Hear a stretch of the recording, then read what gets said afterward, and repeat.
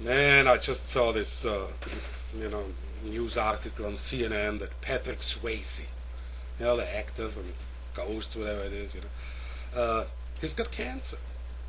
And, Swayze, I mean, yeah, he's 55, but, he's in tip-top shape. And as much as I know about him, he loves healthy foods. He's a healthy eater. He eats healthy foods. But he got cancer. And this reminded me again that cancer does not discriminate. It can strike any of us at any time, regardless of age. You might be only 20 years old. There's thousands of 20-year-olds with incurable cancer. There's many terminally ill children just in the United States with all kinds of really incurable diseases. You can be 20, 30, 40, 50. But, it's not only cancers.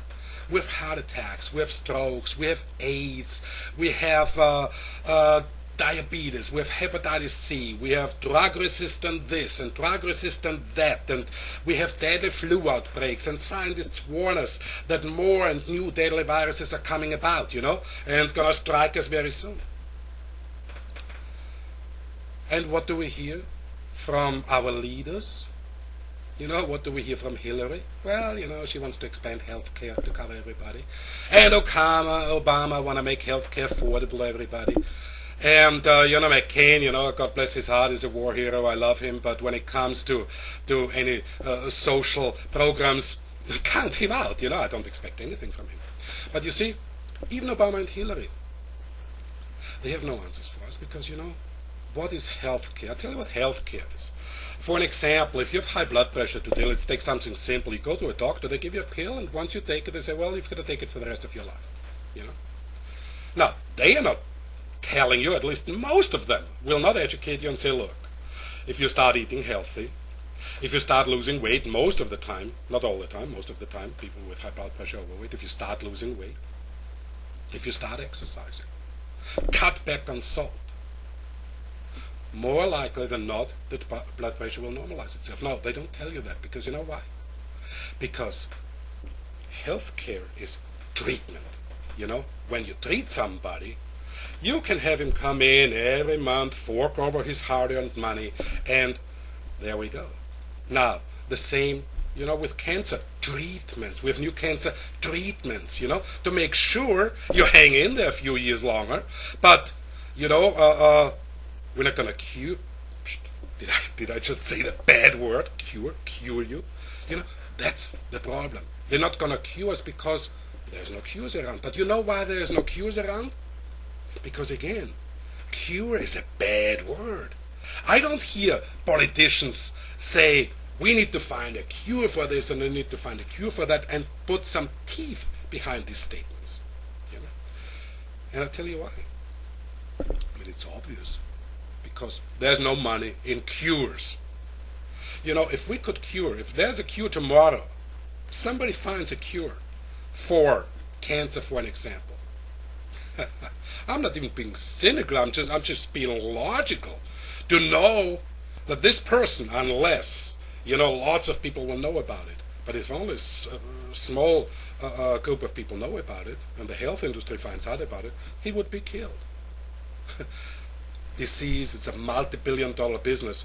Treatments, multi-billion-dollar business. And any politician speaking out for a cure, to really put resources behind to finding a cure, at the least there would be negative advertisement against them, and they would have no future in a political life. The most outrageous really is that within 10 years from today, we could be disease-free. The world could be disease-free. Now, I did not, pull this number out of my magic non-existent hat. This is really the consensus among many scientists. If the world community would combine its resources into scientific research to find cures for all the ailments, not just one disease, all the ailments that plague mankind today, and make finding cures a priority, none of us would have to die. Now, then treatment would make sense, because again, help us to stay alive until we find the cure. But let's go for the fucking cure. It's not going to happen, guys. It's not going to happen because, again, no politician will survive to speak out. But you know what? We can speak out. They cannot fight all of us. You can speak out. I can speak out.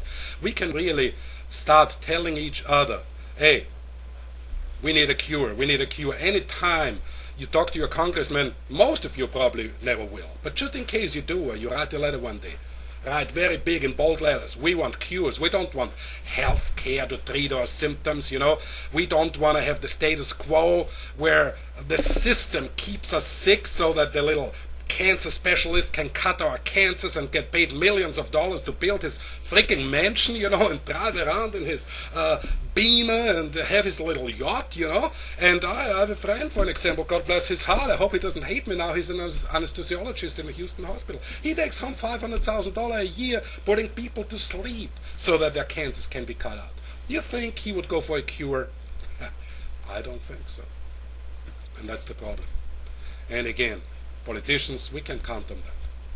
But you and me, we can make a difference if we combine and start this from a grassroots level and demand for a change, a cure, and stop being brainwashed with stupid treatments. You know, again, treatments only to keep us alive until we have the cure.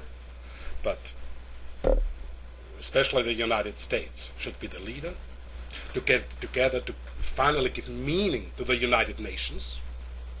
And there the Security Council should address the problem which affects most of us in the entire world, disease, and again make that a priority instead of bombing little countries here and there. Anyway, that is my thought for the night, and now I'm going to have a beer and then I'm going to go to sleep.